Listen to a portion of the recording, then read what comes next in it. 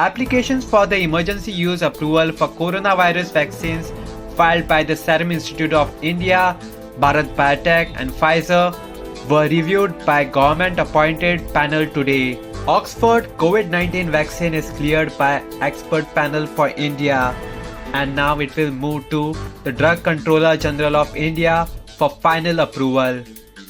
According to the sources, the government wants to start administrating the shots starting this month. Today's meeting comes a day before a dry run for vaccination in all states. Union Health Minister Harshvardhan, who will access the mock drill in Delhi tomorrow, said the preparations are like general elections where even the booth level preparations are made. The purpose of the dry run is to be ready for the actual rollout. Training has been imparted and the guidelines are being followed till the last several. Potential recipients of vaccine will be informed via SMS. Frontline workers are the priority.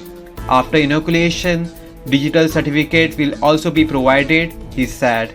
The health minister said the data submitted by vaccine makers is being analyzed aggressively. At an event on Thursday, Drug Controller General Dr. V.G. Somani said, "Probably we have a happy new year with something in hand. That is what I can hint at."